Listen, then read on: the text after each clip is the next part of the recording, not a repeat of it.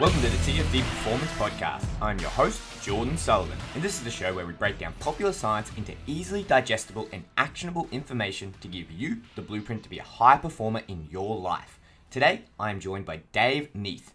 Dave is New Zealand's leading mental performance coach, working alongside many of New Zealand's sporting greats, including the likes of Lydia Ko, Israel Adesanya, and Kai Kara France.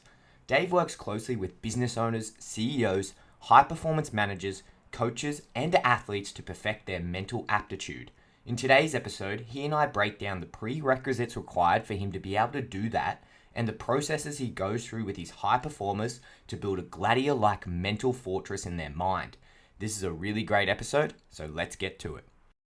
All right, we are back for another episode of the TFD Performance Podcast. Now, if you followed us the last couple of years, our guest today will be absolutely no stranger to you. We are welcoming back Mr. Dave Niethe to the podcast. Dave, thanks for coming on. Hey, thanks for having me again, buddy. No, of course, always such a great chat. I always get so much out of when you and I have a discussion, whether we're on the podcast, whether we're just jamming back and forth with each other. But to get everyone up to speed, Dave's one of the top mental performance coaches across Australia, New Zealand. He works with athletes all over the world, helping them reach their peak performance by enhancing their mental game. Dave, I feel like I would give you a bit of a resume check, but give me a little bit of the elevator pitch just for the guys joining us for the first time. Elevator pitch, yeah, mate. I don't even practice that shit. I mean, at the end of the day, I just get a real kick out of helping people, and I think what I'm really proud of is what I've achieved as far as athletes, like you say, around the world. I just get a real kick out of it, mate. I refer a lot of my athletes over to you, Dave, and all of them, you can see the almost immediate benefit, whether it's just, they're coming to me and they're saying, hey, look, I just changed my outlook on this, or they almost seem like they're a totally different person. It's like you go in there and you reconstruct their mind almost. Yeah, and that's the thing that excites me. It's like a fucking puzzle, mate. And being a competitive athlete, I kind of see it as a game, a game I want to win. I want to help this individual become the best version of themselves.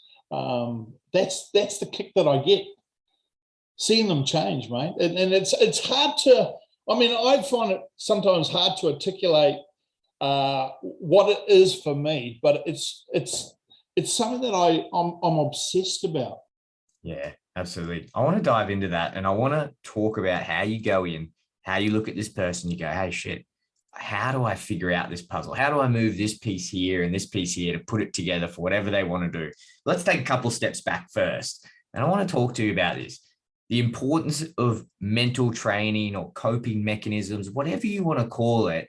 Let's talk, if we're talking to athletes here, what is the importance of it? Why should they be taking these things more seriously? Isn't it interesting? Because I think generally we've talked about there's basically four pillars. There's the technical, the tactical, physical, and the mental. Now, when it comes to the actual moment, and let's put this in the context of fighting, because you are the fight dietitian, right? So here's what I propose. What we can assume is that, can you, moments before going into that ring, can you improve dramatically physically? No, you can't. What you have is what you have. Then we can look at, technically, can we make improvements in those moments before a fight? No, we can't. It's too late. We've got to ensure that ideally they're well established well before. So you're only left with two things, and that's the tactical and the mental. Now, the importance of tactics, we all agree, is absolutely fucking important for a fighter. And most coaches and fighters will identify the strengths and weaknesses of their opponent. So tactics is very important. However, if you are going to apply that tactical application, if your fighter doesn't have undoubtable belief in self, that tactic too is redundant. So fundamentally, what we're left with is the mental side of things. And yes, I'll be a little biased here, but I think at the end of the day, when you step in that ring, it is 100% mental. The diet is done. The nutrition is done. Nothing else that we can change. The only thing we can change is our mentality when we go into that ring. And ideally, we want to ensure that we are absolutely fucking fearless. And your viewers you've probably already put a disclosure on the fact that there is a couple of swear words that might slip out. So I apologize if anyone's offended, but fundamentally that's how I communicate, right? So we understand that in order to apply the tactics, you have to have a calm mind, but you also have to have a fearless attitude. And when you combine that together to get into that zone, when you're fearless, calm, and focused with an undoubtable belief in self, you can then present the very best possible version of you. Here's an interesting one for you, Niethe. I'm sure you've seen this a lot in practice. And if you put it, let's pre-frame it with the physical attribute. I'm sure everyone can appreciate, say, that kid at school that was just naturally a great runner. They were naturally good at basketball, naturally good at rugby. In the gym, they just got there and they just seemed to be strong. They could just go under a weight, go under the squat rack and just seem to get it. Is that the same when we talk about mental aptitude or mental toughness, grit, whatever you want to call it? Is there a propensity to have a more natural ability with how mentally tough you are? Well, put it to you this way. There are probably examples of people that were extremely physically advanced and had that advantage as a younger age. But does that predict the possibility of them being a success? Because there are a lot of people that have physical attributes that are sensational, but yet they don't cope under stressful situation at a very high level of performance. So talent will take you so far. Tenacity will take you to the top. So would you say then, Niethe, when we're talking about mental performance, mental strength, whatever you call it, grit, toughness, whatever we want to call this, is it an inherently learned skill? That's something you just learn over time, and it's something that we have to put a lot of time in. If the same as if we were going in the gym and we were lifting weights, doing whatever, it's something you have to put yourself in a position to learn how to get better at it.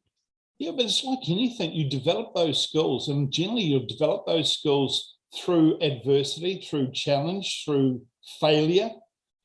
Now, you think about this, there's a lot of people out there that have a huge amount of talent, and yet when it comes to, and I was tempted to use an example, but I don't think I will. But I will use a generalization. For instance, you'll see this in certain rugby league teams where physically they've got it all and very talented. However, when they're in a stressful situation, their resolve absolutely collapses. It collapses under the pressure. They can't handle it. Some people can't handle the fact that another team is leading by a certain amount. And very quickly, their motivation drops. I want to develop a tenacious resolve with a no quit attitude. That's developed through challenge, through sacrifice, through suffering. That combined with a really important ability to want to learn and understand and to be self-aware. A lot of these guys, they're in love with the idea. And what I talk about is intentions and attentions. A lot of people have intentions. They intend to be a world champion.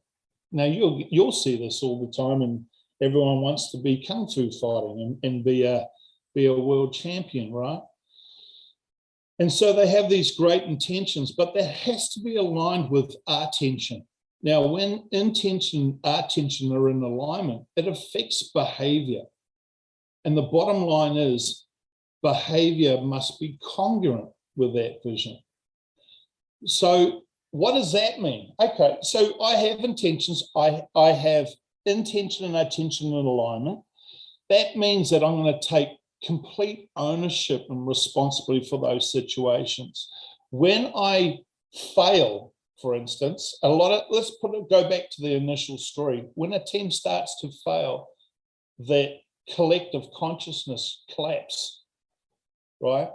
Whereas you find a team that is well disciplined, or an individual that has a no-quit attitude, it doesn't improve. It improves the probability of achieving what they want. Now, that doesn't guarantee you a win, but it will guarantee the probability of you improving through that experience, reframing it, owning it, to look at how you can improve as a fighter, as an athlete. We've got to learn to reframe everything to serve you, right? Now, how many times you see kids when they miss a shot or they don't perform well, the whole self-image is compromised. In fact, we get into a point where, as a society too, we have to appreciate that we're trying to soften the blow from failure. Do you know what I mean? It's like, fuck no. We've got to help people understand that failure is a sure part of life. And learn, how do I take and extract from that the learnings that allows me to become a better person, an athlete. So taking a fighter, for instance, who have potentially had a few losses, their self-image is compromised, or they're challenged by it. Their belief and their conviction to that vision softens and disappears. Whereas what I want is to help challenge them to go, okay, I start with that word from our last podcast, and I talked about the importance of the word permission. I'm going to give myself permission to become the best version of me. Become the best version of me. And for me, as I work with a client, one of the first things I'll ask them is, before we start, do you give me permission to be blunt and honest? Because I'm not here to blow smoke up your ass. And so I start to challenge some of the narratives, some of the belief systems. And you'll have this intention, I want to be a world champion. But the narrative in their attention day to day is, oh man, I wish I could be better at my jiu-jitsu, or my wrestling is really shit. Now, that is possibly a representation of the current situation, but that narrative, how does that serve you in moving forward? So people find that they start to progress, and then some reason something gets involved, or something compromises it, and they fall back again. And it's a constant struggle where we want to be able to find that through that struggle, I want a progression in the right direction. And that's dealing with, and ultimately that's about having that conviction to your vision and reframing everything, learning and improving. Why would someone not be like that, Niethe? Why would someone not give themselves permission to do whatever they want? Or why would they be filled with this anxiety or self-doubt? Is there a reason why they might be like that? I think we have, generally what we can appreciate is part of the brain itself is sort of evolved around predictive. We're constantly predicting the future. And how do we predict that? Generally, we'll sort of have a frame of reference, and potentially that could be your last fight that you lost. I mean, you ask any fighter how they feel when they come out of a fight. Predominantly, most of them will say, oh, fuck, I felt really bad. You know what I mean? No one likes to lose. It's for even those, I mean, a prime example of an outstanding fight. We just watched Josh Kuhn fight against Jason. What a fight, right? Now, I would say in that situation, there was one of those situations where Josh took a lot of learning from that. And that's part of the reason why he is destined to go on to bigger and better things. But for a lot of individuals out there, in a generalistic term, they go through one failure and they allow it to define them. And you can imagine that you allow it to define you. What are you going to predict? What is the language going to be like moving forward? So sometimes it's about adjusting that so that it's more self-supportive.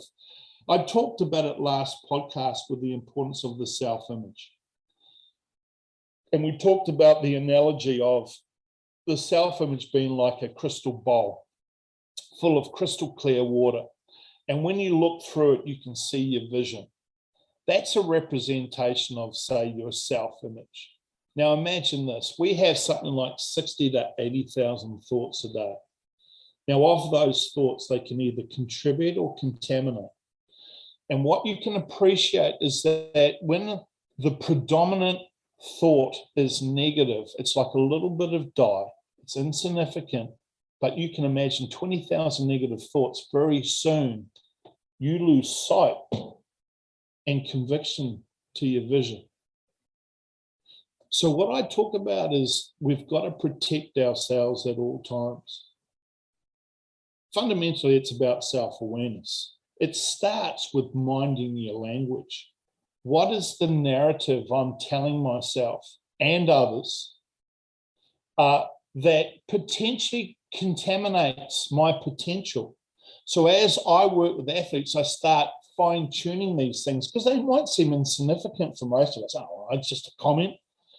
But that comment when verbalized, we pay attention to what we say and we can internalize that. Then it starts to affect our neurology, our physiology, which then starts to contaminate the self-image.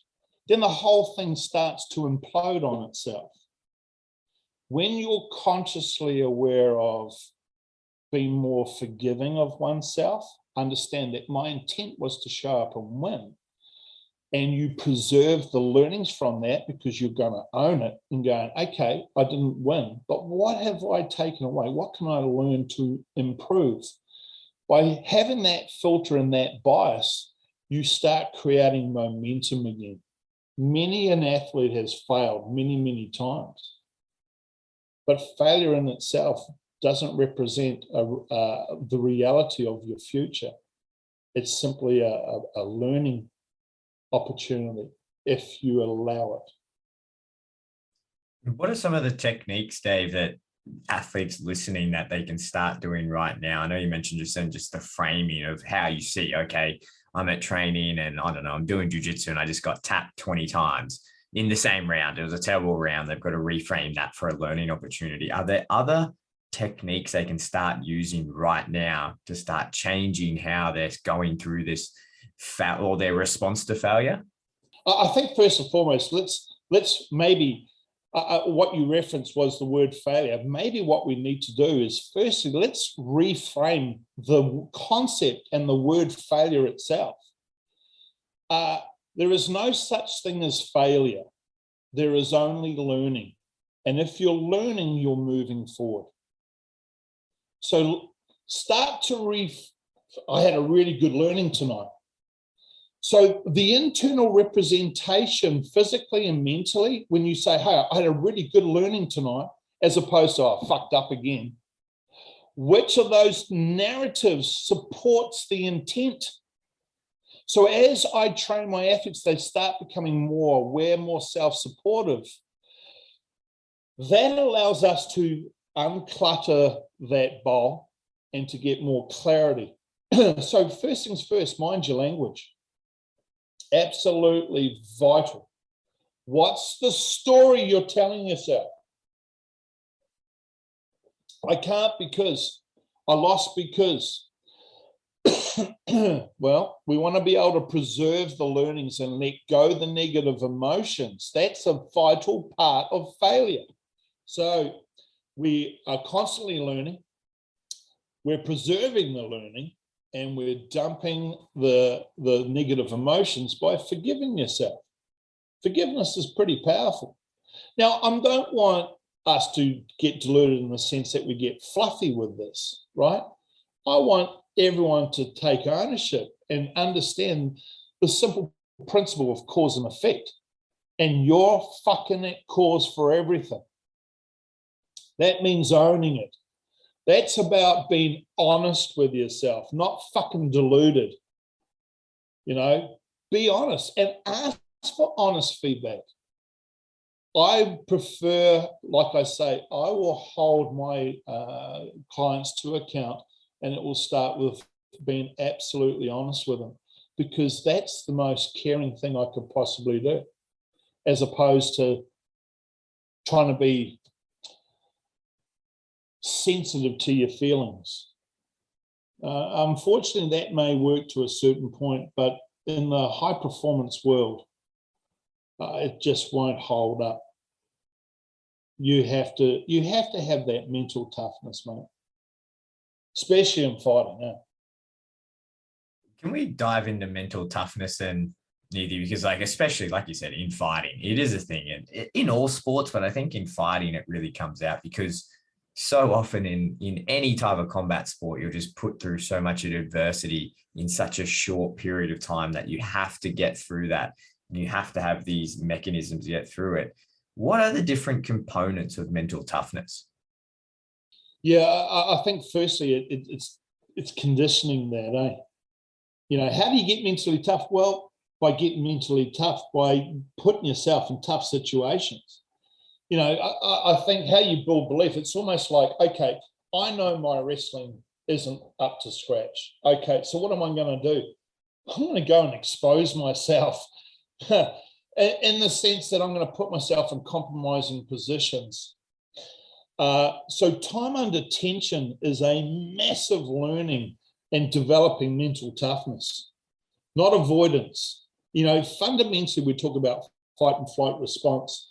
We are primarily designed for either fight, flight, or freeze, right? Now, you go back to some of the, there was a movie that I freaking love, Highlander. And the guy said, hey, the first time I went into battle, I peed my pants. And the guy went, yeah, we've all peed our pants in battle, mate. You know, it's perfectly normal. What he was referring to was, even though he was shit scared, he still went forward.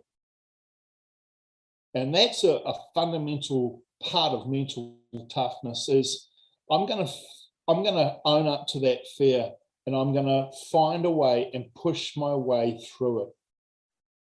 You know, you ask any fighter, what was their first fight like? Probably shitting themselves. Now, you can say, well, yeah, but you've trained all this. Fuck off. I've done all the training, but fuck me, I haven't fucking actually fought. Do you know what I mean? The moment you step in that ring, you're exposed. But that's where the magic happens. And over a period of time, your perception of it changes. And then with time under tension, you look at someone like an Israel or a Brad or a Kai. These guys have had tons of fights. So now they're comfortable with being uncomfortable. Look at Kai's last fight where he was in the clinch, in the headlock. Now, most mortals would have tapped out. But here he was, calm under pressure. And how did he get that? Did he just visualize that? No, he spent a lot of time in those awkward positions. He practiced his breath control. He was putting himself as best he could in similar situations so that he had a frame of reference. He became conditioned in such a way that he's used to it. So it's about sometimes facing up to those fears. Think about this. What was it like for you the first time you decided to do an ultra marathon, which I personally think is only for the insane? All of it. But especially that you go through peaks and troughs, that's for sure. Yeah. And I guarantee you still continue to go through those peaks and troughs, but you probably find what's different is that you're a little bit aware of what you're going to be experiencing and better prepared to deal with it. Oh, absolutely. Yeah, yeah. So time under tension is a big teacher for that, mate. A massive teacher. So, you've got to condition yourself by putting yourself in those very ugly, awkward positions. What do you do, Dave, if people come to you and you say to them, hey, look, Geordie, I know you're going to feel shit scared going through this ultra marathon. And really, after doing them, I know that the only way that you can experience that and go through that is to go do it. You can run around the block as many times as you want, but it doesn't compare when you got to get up the hill and, the sun's going down or whatever. And it's tough. What do you do if people come to you and they're just genuinely scared of exposing themselves to those situations? What do you say to those guys? Yeah, it's interesting, Geordie, because you've got to appreciate the caliber of client that I deal with is already at a very high level. So they're somewhat conditioned for that. But, there's a little saying that may sum it up best. If you want to walk in water or walk on water, first you've got to step out of the boat. And that means that you need to commit to the things that scare you. But that's where the learning is. That's when you're most alive. What are things that, and you can say that in life in a generalistic sort of term too. Do things that scare you. What scares you? What motivated you to do ultra marathons, man? To be honest, I think it's the unknown, right? To push yourself, and I think you want to find the point. I think that's the coolest part is that you think you found a point that's your breaking point, and then you realize your box is a lot bigger than what it is. And what's interesting is that the initial receptors shoot off, and the prime directive of the subconscious mind is to protect you. So it's going to fire off all the receptors and telling you you've got to stop or you're going to die. Because I'm sure you felt like dying many a time on those runs, mate. But you override that. And then over a period of time, you keep overriding and you develop a tenacity, don't you? By pushing through those barriers. That's the only way that you're going to build mental toughness. You can imagine all you want, and it is important to visualize. But it's the experience itself that builds belief. When you've done it for the first time, how do people feel? When they win their first fight or they've had their first fight. I've said to an amateur that's going in transition, I said, your first goal for your first fight, what is it? And they go, I want to smash and want to win. I said, well, yeah, that should be ideally what you want. But I think in of itself, the fact that you've stepped into that ring is a pretty good start. You've got to have realistic goals on that journey, because it's not just about the vision, it's about the day-to-day activities. And that's about discipline, that's about commitment, but that also helps condition the resolve, the mental toughness. Especially, you imagine this for you. How does it feel knowing that you've got to do a 30K run? It's cold, it's windy, it's raining. Everyone else is inside, they're warm and cozy, and you're out there running. I'll bring it back to something I think you told me many months ago. And before when I started this, what did you say? Pain is the universe telling you it loves you. And I think that's something that's really stuck in that when it's out there and you really are embracing that suck, it's a positive, right? Like it's a real positive, and it's almost like a privilege that you get to go through that and you get to experience this while everyone else everyone's running their own race, of course, but they're all in bed and they don't get to experience what you do. And I think that reframing is powerful, right? Yeah, you've got to reframe everything to serve you. But going back to your earlier point, there's a little saying, and I'll throw out the little pearls, but what's done in the dark will shine in the light. And there's something really powerful. It's the discipline of doing the things that you don't want to do. And overriding that's pretty powerful. I'll put it into a completely different context. I've been coaching now for close on 30 years, Geordie. You know, I've never had a day off sick in 30 years. Jesus. I've had time off for surgeries, but I have never had a day off sick in 30 fucking years, mate. I ain't got time to get sick. I don't want to be sick, and I never do get sick, and I believe that. But I've never had a day off sick, mate. I've never cancelled an appointment. 30 years. Now, you think about this. How many people out there are employed and have up to 5 to 10 days sick leave a year, and they fucking take it? Why? Because I think another part of what's really important, and this is something that I think is really important for you and others out there that are coaches, is that the most important thing too is we have to be congruent as coaches. And so I expect very high standards from my clients, but in order for me to be able to challenge that, I better be a product of the product, eh? You know, look, there's people out there that are probably far more qualified than me, but yet somehow through dialogue, through what I've learned from my experience, I'm very proud to say that I still to this day, I'm getting exceptional results with people, mate. How much of this is learnt and how much of this is through my experience, which in of itself is a learning, but there's something. When I say to you, you know, you've got the universe is about pain is the universe telling you it loves you. That's something that I use when I first started with strongman, because one thing I know for sure, fucking it sucks, man. It sucks being in those positions. It sucks being in pain. Now, obviously, we're smart enough to know the difference between acute pain and pain. But I knew that on the other side of pain, there's something very, very special. That was on the other side of pain was a better version of me.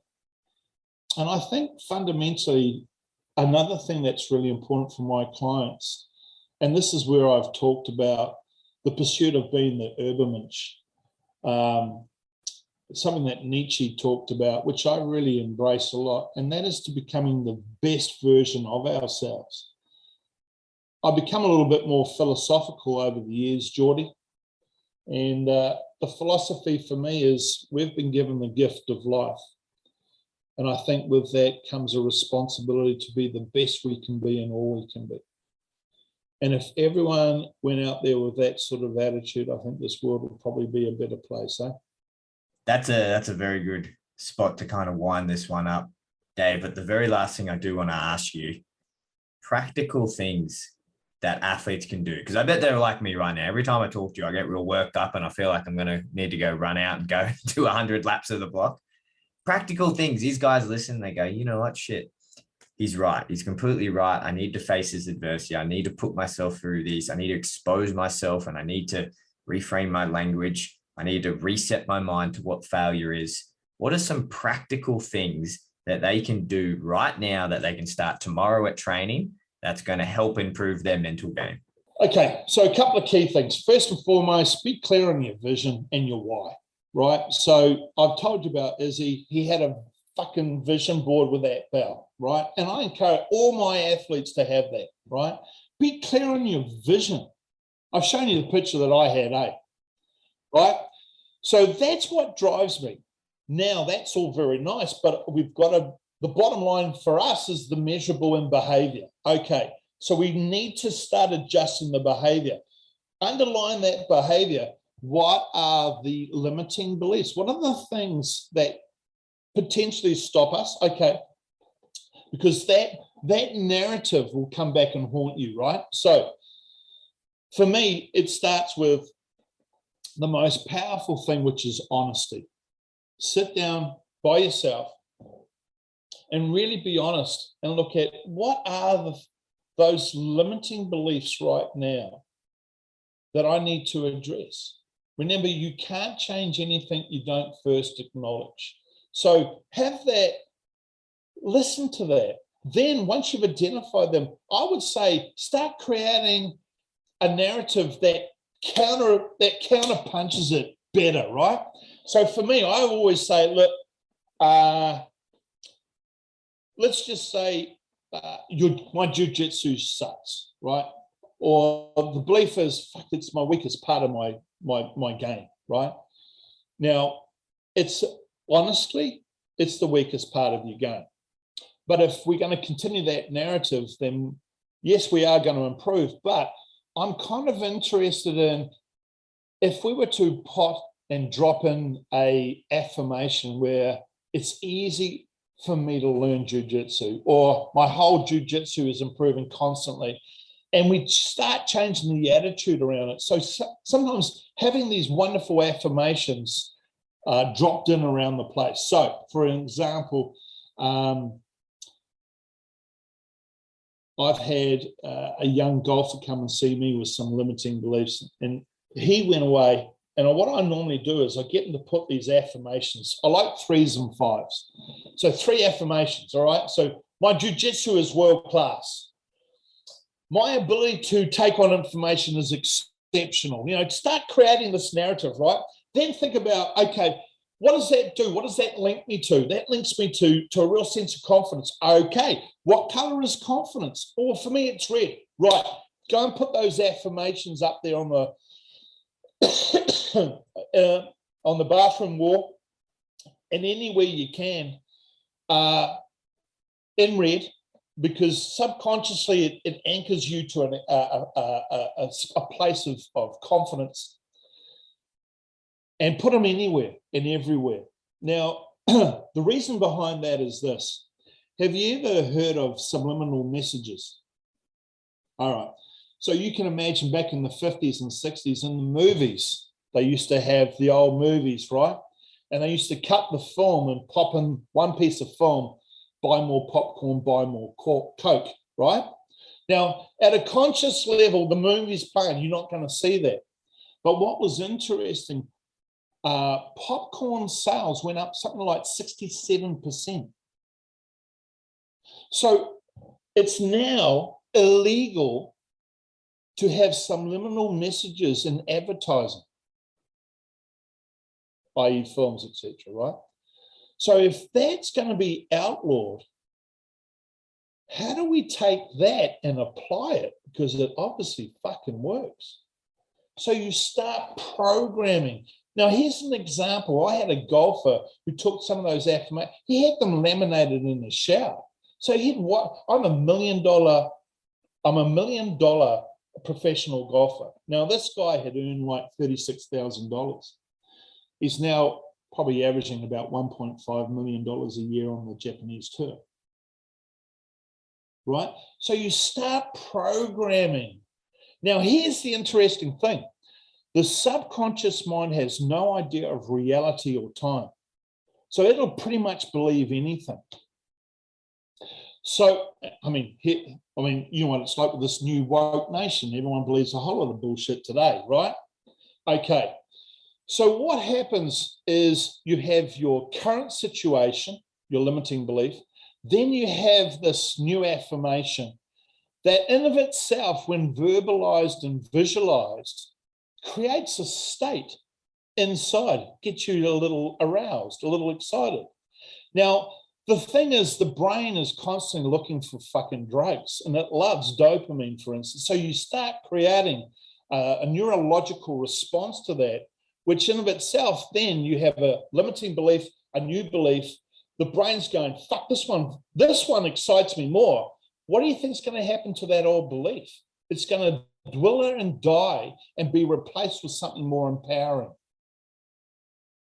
So affirmations, visualization, goal board, manage and monitor your self-talk. When you recognize that your physiology has been affected because you're going into that negative self-talk, stop, interrupt, change physiology. One of the exercises I get clients to do is stand up straight, feet together, hands together, look up at the ceiling, put a smile on your face, keep smiling, and without changing anything, get depressed. You can't do it. So another thing is manage your physiology. Act like you are. If you want to be a world champ, start feeling that and putting that on. Act like a true professional, a world champion now, not when you get there. And it kind of holds you to a higher level of self-accountability for thought and behavior. Now, you start combining those two together. Bottom line is we behave our way to success. You start building momentum. That then starts to affect perception. When you seek doom and gloom, when you seek the suck, when you reinforce the fact you're fucking useless, you will work hard on providing evidence to prove that. When we change that narrative, it's interesting how you then start to find, by reframing and experiencing, by perception, you start experiencing evidence that proves and builds the momentum. And for me, it's all about building momentum. If I can build momentum very quickly, then fucking hold on, because what will expose and be created in a time frame is the best possible version of them. Now, for some people, it's 2 or 3 months. Some people, it could be a couple of years. It doesn't matter, each to their own. But ideally, when you reflect back, you get fucking excited about the changes that you've experienced through that whole process. Yeah, I think you've just given all of us the tingles, eh, Dave? I just want to get up and go do some chin-ups or something now. So this is the thing, though. If you're listening to this, I can speak from professional experience. Dave has helped so many of my athletes break through these barriers. Personally, Dave has helped me get through some really tough training periods where I was really hitting at a standstill, and Dave has given me a lot of those self-talk options that just opened up a whole new perception of what it was I was going through, and reframing, this is a good thing. This is a good thing I'm struggling through this. So I cannot attest to seeking out Dave or someone like him if you're an athlete and you're trying to reach your highest level. Dave, I know you're probably the busiest man in New Zealand and you're probably not taking on clients right now. Let's just say someone's listening to this and they go, I want to chat to Dave. I want to at least get on his wait list. What's the best way for him to do it? Mate, you can message me through Facebook or Instagram. I don't even know what those fucking accounts are. Go search Dave Niethe. You will find me if you're keen. How's that for a self-promotion, eh? Fucking crap. I like that. I'm going to steal that because that's confidence like no other. But Niethe, always a pleasure to have you on and chat to you. It always gets me excited. I know I always get such good feedback when we do these podcasts. So I love doing them. I want to keep doing them. But Niethe, thanks so much for taking the time. Hey, always a pleasure, Geordie. Hey, mate, and I just got to say, mate, what an outstanding job you're doing, buddy. You should be fucking proud of yourself, mate. It's impressive what you're doing. So keep on doing it, buddy. Appreciate it, eh? I really do, Dave. Appreciate it, mate. We'll chat next time. Okay, champ. See you, buddy. And there it is, another episode of the TFD Performance Podcast. If you want to engage Dave in his services, then look him up at Dave Niethe Mental Coach. You will not regret it. This podcast will be available through the podcast app, iTunes, Spotify, YouTube, and if you follow along our socials at @the_fight dietitian, you can see all of the best bits from our podcast episodes. Thanks for listening in, and I'll see you guys for the next episode of the TFD Performance Podcast.